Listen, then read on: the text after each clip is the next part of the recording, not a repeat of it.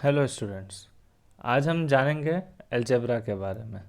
तो अलजेब्रा क्या होता है और उसी के साथ साथ variable, consonant, algebraic expressions, terms like unlike, monomial हो गया, बाइनोमियल हो गया, पॉलिनोमियल उसके बाद, और फिर अलजेब्रा में किस तरह से आप लोग एडिशन और सब्सट्रैक्शन करते हो और इवैल्यूएटिंग क्या होता है, ये सारा कुछ आज हम जानने की कोशिश करेंगे।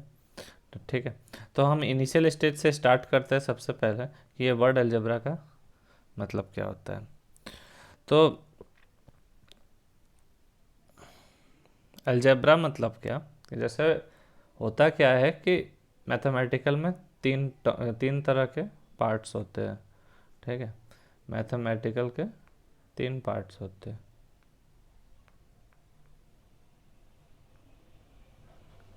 एक पार्ट जो आपका होता है वो एरिथमेटिक होता है। ठीक है, एक पार्ट जियोमेट्री होता है और तीसरा पार्ट होता है अलजेब्रा। ठीक है, ये तीनों पार्ट से मिल करके मैथ्स बनता है। मैथ्स में ये तीनों पार्ट होता है। जियोमेट्री आप लोग समझते होंगे, जो फिगर्स पे बेस्ड जितने भी मैथमेटिक्स होते हैं वो जियोमेट्री हो जाते हैं, नंबर पे बेस्ड जितने भी मैथमेटिक्स होते हैं वो अरिथमेटिक हो जाते हैं। और जो हम लोग एज्यूम करते हैं कि चलो कोई इंग्लिश अल्फ़ाबेट को हम लोग लेकर के यूज़ करते हैं कि मान लेते हैं इसका वैल्यू एक्स है या वाई है, इस तरह का क्वेश्चन आप सुने होंगे। तो उस तरह के सारे सॉल्यूशंस को हम लोग अलजेब्रा के अंदर लाते हैं। तो सबसे पहले अलजेब्रा में ये जानने की कोशिश करते हैं कि एक्सप्रेशंस क्या होता है। तो अगर अगर आपके सामने यहाँ पे एक डेफिनेशन लिखा हुआ है, an algebraic expressions is a combination of one or more term separated from one another by plus or minus sign. ठीक है, अब यहाँ पे आप लोग बोलोगे कि आपने प्रोडक्ट और डिवीज़न क्यों नहीं लिया, तो उसको समझते हैं पहले। तो प्रोडक्ट और डिवीज़न नहीं लेने का रीज़न क्या है कि फॉर एग्जांपल हमने क्या बोला था कि नंबर भी रहना चाहिए, मतलब कांस्टेंट भी रहना चाहिए और वेरिएबल भी रहना चाहिए। चलिए, तो सबसे पहले उससे पहले अब कुछ लोग को प्रॉब्लम होगा कि ये कांस्टेंट और वेरिएबल होता क्या है। तो आप लोग मैथमेटिक्स में कई सारे नंबर पढ़ते हो, फॉर एग्जांपल 1 हो गया, 2 हो गया, 3 हो गया, ये सारे नंबर है जो, ये सारे का वैल्यू जो है वो कांस्टेंट है, वो चेंज नहीं हो सकता है। ठीक है, अगर 2 है 2 ही है, आप इस 2 को कहीं भी लिखोगे तो इसका वैल्यू 2 ही रहेगा, ये कभी चेंज नहीं होगा। ठीक है, तो उस तरह का वैल्यू जो कभी चेंज ना होता हो उसको हम लोग बोलते हैं कांस्टेंट। ठीक है, लेकिन अगर जिसका वैल्यू चेंज हो जगह जगह, जैसे मान लो कि एक्स है, हम किसी क्वेश्चन में एक्स का वैल्यू मानते हैं जब, तो वो एक्स का वैल्यू किसी क्वेश्चन में 10 आ जाता है, किसी में 11 आ जाता है, किसी में 15 आ जाता है, किसी में कुछ डेसिमल आ जाता है। तो हर जगह क्या होता है, सिचुएशंस के हिसाब से इसका वैल्यू चेंज होते रहता है। तो इस तरह के जो हम लोग मानते हैं ये इंग्लिश अल्फ़ाबेट जो एक्स माने, तो ये एक्स क्या हो गया, वहाँ पे वेरिएबल हो गया। मतलब वेरिएबल वो जिसका वैल्यू वेरी करे, ठीक है, चेंज हो, और कांस्टेंट हो जिसका वैल्यू कभी चेंज ना हो। तो टॉपिक पे आते हैं। टॉपिक में क्या था, अलजेब्रिक एक्सप्रेशंस। तो आपको वेरिएबल भी चाहिए और कांस्टेंट भी चाहिए। तो सपोज 2 इज़ अ कांस्टेंट और उसके साथ मैंने लिखा है एक्स। ठीक है, तो 2 और x को एक साथ लिखा हुआ है, उसका मतलब क्या होता है कि इसके बीच में अगर कोई साइन नहीं दिख रहा है आपको, तो इसके बीच मल्टीप्लाई है। ठीक है, अगर आपको कोई भी साइन नहीं दिखता है तो ये प्रोडक्ट है। मतलब 2 को प्रोडक्ट x ऐसे नहीं लिखा जाता है कभी अलजेब्रा में। क्यों? क्योंकि वेरिएबल और कांस्टेंट जब भी लिखा जाता है उसके बीच में प्रोडक्ट इस तरह से नहीं लिखा जाता है। वो सिंपली आप 2x लिखोगे तो इसका मतलब है कि 2 को x से मल्टीप्लाई किया गया है। तो आपको बताना था अलजेब्रिक एक्सप्रेशन। तो सपोज 2x, 2x एक कॉम्बिनेशन है किसका, वेरिएबल और कांस्टेंट का। और दूसरा लेते हैं 5y। ठीक है, अब ये दोनों अलग किस से हुआ है, प्लस साइन से हुआ है। ठीक है, तो ये जो पूरा मेरा बना है ये एक्सप्रेशंस बना, ये मेरा एक्सप्रेशंस बना। ठीक है, अब बात आता है यहाँ पर कि एक्सप्रेशंस तो बन गया, चलिए ठीक है, लेकिन इसका यूज़ कहाँ होता है। तो जब भी आप कोई भी mathematical algebraic mathematical question solve करते हो तो उसमें आपको एज्यूम करना पड़ता है कि चलो मान लिया जो नहीं गिवन है उसका वैल्यू एक्स है, और फिर उसके बाद इक्वेशंस के हिसाब से मान लो कुछ भी इक्वेशन होता है। ठीक है, ये इक्वेशन, अब क्वेश्चन आता है इक्वेशन क्या होता है। अभी हम कुछ देर पहले एक्सप्रेशंस का बात किए थे, यहाँ पे इक्वेशंस बोल रहे हैं, इसका मतलब क्या है। तो सपोज 2x प्लस 5 लिखे हैं, तो ये तो मेरा एक्सप्रेशन से अभी बताया, लेकिन अगर हम इक्वल टू समथिंग लगा दिए, इक्वल टू कुछ भी अगर हम लगा दिए, इक्वल का साइन अगर आपको दिख गया तो इट मीन्स कि ये इक्वेशन बन गया। ठीक है, तो क्लियर सा डिफरेंस है। अगर इक्वल का साइन आपको दिख रहा है तो वो इक्वेशन है, और नहीं दिख रहा है तो वो क्या है, एक्सप्रेशन है। ठीक है, तो आप क्वेश्चंस वगैरह सॉल्व करोगे तो उस बीच आपको हो सकता है कि एज्यूम करना पड़ सकता है। एज्यूम आप करोगे कि कोई भी वैल्यू x है या y है, ये एज्यूम करोगे, फर्दर जाके उसका इक्वेशन बनाओगे और उसके बाद उसको सॉल्व करोगे, और वहाँ पे आपको सॉल्यूशन मिल जाएगा। ठीक है, तो यहाँ एक्सप्रेशंस का मतलब क्लियर हो गया, ये टर्म क्या है। ठीक है, तो एक्सप्रेशंस आप जब भी लिख रहे थे, यहाँ पे आप जब भी एक्सप्रेशंस लिखे थे 2x प्लस 3 लिखे थे, तो 2x अलग है, 3 अलग है, ये दो अलग अलग है, तो ये दोनों अलग अलग क्या है, ये दोनों अलग अलग टर्म। ठीक है, क्लियर।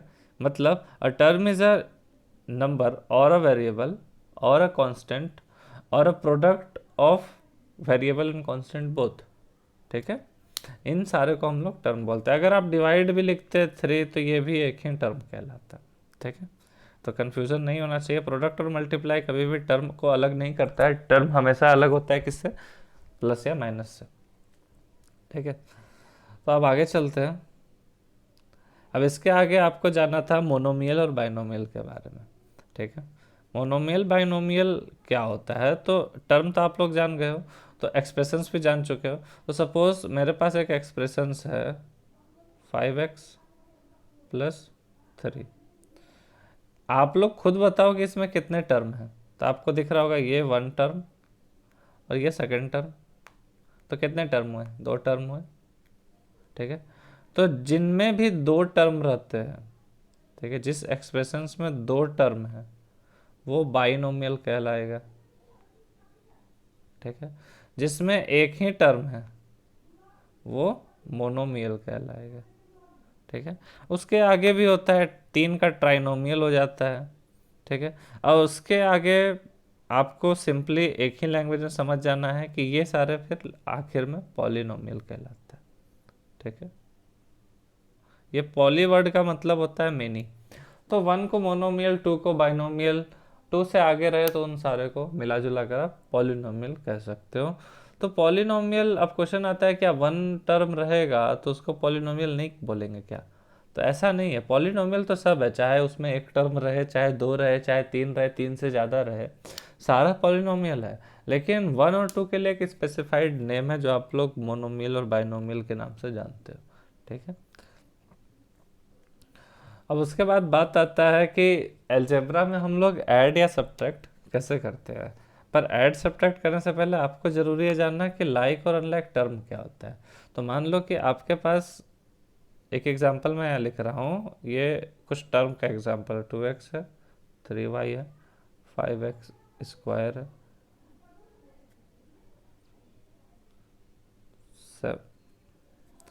7z है, 71x है, 12y है।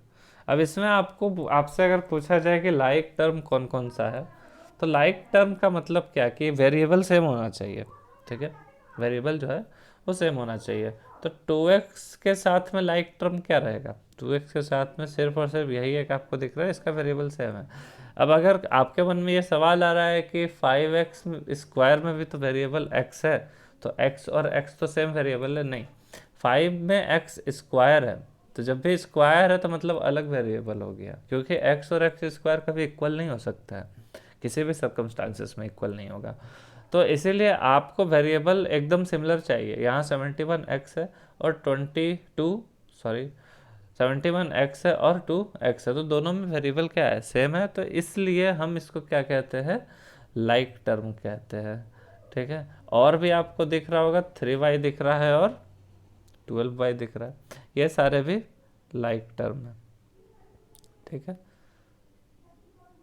3y और 12y, और बाकी जो आपको दिख रहा है वो अनलाइक टर्म हो गया। ठीक है, तो लाइक और अनलाइक टर्म क्यों जाने हम, क्योंकि जब भी हम प्लस या माइनस करेंगे,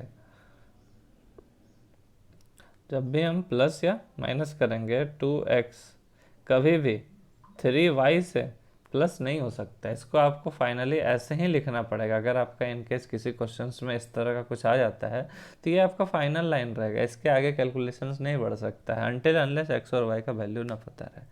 ठीक है, तो x जो है, और अगर आपका ऐसा कुछ आता 2x प्लस 6x आता तो इसको आप इक्वल करके क्या लिखते, 8x लिखते। ठीक है, क्यों, क्योंकि x और x क्या है, लाइक टर्म है, तो ये आराम से प्लस हो सकता है एक दूसरे से। मतलब प्लस कब होगा, जब लाइक रहेगा। उसी तरह माइनस कब होगा, वो भी तभी होगा जब आपके पास एक लाइक टर्म रहे। ठीक है, पेयर ऑफ लाइक टर्म रहे या फिर 3 लाइक टर्म रहे। For example 2x minus x करोगे, यहाँ x है सिर्फ, मतलब इसके आगे 1 है, तो 2 में से 1 गया 1, तो इसका आंसर सिर्फ और सिर्फ x आएगा। तो ये माइनस और प्लस कब होगा, जब आपका लाइक टर्म रहे। और मल्टीप्लाई और डिवीजन के लिए आपको लाइक टर्म का कोई भी ज़रूरत नहीं होता है। फॉर एग्जांपल अगर 2x को आप मल्टीप्लाई करोगे 5y से तो 2 5 ज़ा 10 हो जाता है, और x को y से इंटू करोगे तो xy लिखोगे, इस तरह का आंसर आ जाए। ठीक है, तो आप लोग इन सब एग्जाम्पल से अच्छे से समझ सकते हैं। आगे मैंने कुछ और भी लिखा है, जैसे एडिशन और सब्सट्रैक्शन के लिए अगर आप देखोगे तो यहाँ पे एक एग्जांपल है। ठीक है,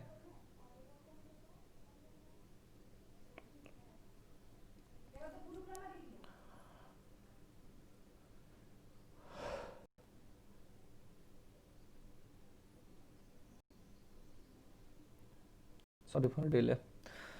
यहाँ पे एक एग्जांपल है आपके पास कि आपको ऐड करना, और आपके पास 2 एक्सप्रेशंस दिया हुआ है। ठीक है, क्या क्या एक्सप्रेशन ऐड करना है आपको, इस एक एक्सप्रेशन को दूसरे एक्सप्रेशन से। इसका रूल क्या होता है आप लोग अच्छे से समझ लेना, एक एग्जांपल के थ्रू मैंने समझाने का कोशिश किया है। तो यहाँ आपको दिख रहा होगा 5x, आपको दिख रहा होगा 5x 7xy और 2y। ठीक है, अब ये हूँ बहू आपको क्या करना है, सॉल्यूशन के टाइम नीचे लिख देना है। ठीक है, या फिर हाँ, सॉल्यूशन के टाइम आपको हूबहू नीचे लिख देना है। ठीक है, और आपको और एक जो दिया रहेगा यहाँ पे, और एक जो दिया हुआ है, ठीक है, उसको भी आपको नीचे लिखना है। अब बीच में क्या रहेगा, एंड के जगह प्लस रहेगा। क्यों प्लस रहेगा, क्योंकि आपको ऐड करने बोला गया है। ठीक है, अब जब प्लस रहेगा तो प्लस के बाद जब ब्रैकेट हटाएंगे तो हम कोशिश करेंगे कि लाइक टर्म को एक साथ लिखा जाए और अनलाइक अलग से। ठीक है, तो लाइक टर्म क्या क्या है, 5x का लाइक टर्म आपको 3x स्क्वायर दिख रहा है, साइन का ध्यान देना है हमको हमेशा। तो 5x माइनस 3y लिख दिए। 7xy है माइनस 7xy, और आपको यहाँ दिख रहा होगा 2xy। ठीक है, माइनस 7xy और 2xy को आप लिखोगे एक साथ। ठीक है, और उसके बाद सबसे लास्ट में आपका क्या है, 2y है। ठीक है, प्लस 2y है और माइनस 7y है, उसको भी एक ही साथ लिखे। माइनस और प्लस का आपको ध्यान रखना है, जो साइन है जिसके आगे उसके आगे वही साइन आपको लिखना है। अब फाइनली आपको क्या करना है, लास्ट में लाइक टर्म तो आपको मिल ही चुका है, तो 5x स्क्वायर और 3x स्क्वायर को माइनस करोगे तो 2x स्क्वायर आता है, और -7 -2 जो होता है वो -9 होता है, इसलिए -9xy हो गया। और ठीक उसी तरह यहाँ पे +2y है, -7y है, जिसका आंसर जो है -5y आता है, तो -5 है। तो ये जो रिजल्ट आया मेरा, ये फाइनली आंसर हो गया। ठीक है, अब यहाँ पे कोई भी लाइक टर्म तो दिख नहीं रहा है, इसीलिए आपको इसके आगे कैलकुलेशंस करने का ज़रूरत नहीं है। ठीक उसी तरह माइनस में है, आप लोग एक बार देख सकते हो। ठीक है, स्क्रीनशॉट ले सकते हो। अब आगे चलते हैं और बात करते हैं कि इवेल्युएटिंग का क्या रोल है। इवेल्युएटिंग का मतलब होता है कि आपको एक टर्म या एक एक्सप्रेशन दिया हुआ रहेगा, और आपको उसमें क्या करना रहेगा, एक्स और वाई का वैल्यू भी गिवन रहेगा। एक्स और वाई का वैल्यू उस एक्स वाई के जगह पुट करके उस पूरे एक्सप्रेशन का या उस पूरे टर्म का जो भी आंसर आएगा वो आपको बताना है। तो एग्जाम्पल में यहाँ पे क्या दिया हुआ है, इवेल्युएट करना है हमको 9x square -2xy plus 5y। तो इसको हमको क्या करना है, इवेल्युएट करना है। तो इवेल्युएट करने के लिए हम क्या करेंगे, x का वैल्यू मेरा 2 दिया हुआ है और y का वैल्यू 3 दिया हुआ है, तो इवेल्युएट करने के लिए पहले उस एक्सप्रेशंस को ठीक उसी तरह लिख दिए। अब उसके बाद क्या करना है हमको, उसके बाद 9 के बाद आप देख रहे होगे एक्स स्क्वायर है, ठीक है, एक्स स्क्वायर है और x का वैल्यू 2 है, इसलिए मैंने क्या लिखा है 9 इंटू 2x², ठीक है। अब उसके बाद आपको दिख रहा होगा कि 2 इंटू 3 है, क्यों है, क्योंकि x का वैल्यू जो है वो 2 है, y का वैल्यू 3 है और 2 तो पहले से ही है, तो 2 इंटू 3 हो गया। अब ठीक उसी तरह आप अगर देखोगे तो 5 इंटू 3 लिखा है क्योंकि y का वैल्यू 3 है। अब सारा कैलकुलेशंस करने के बाद 2 का स्क्वायर जो होता है वो 4 होता है, 9 इंटू 4, और 2 इंटू 3 जो होता है वो 12 होता है, और 5 इंटू 3 15 होता है। सारा कैलकुलेशंस करने के बाद मेरा रिजल्ट क्या आया, 39 आया। तो ये 39 जो होगा वो उस इवेल्युएट वाले क्वेश्चंस का सॉल्यूशन होगा, ठीक है। तो एलजेब्रा में फ़िलहाल के लिए आपको इतना ही पढ़ना है। आपको क्या क्या आ गया एलजेब्रा में एक बार और रिकॉल करते हैं, ठीक है। एलजेब्रा में आपको वेरिएबल कॉन्सोनेंट के बारे में पता चल चुका है।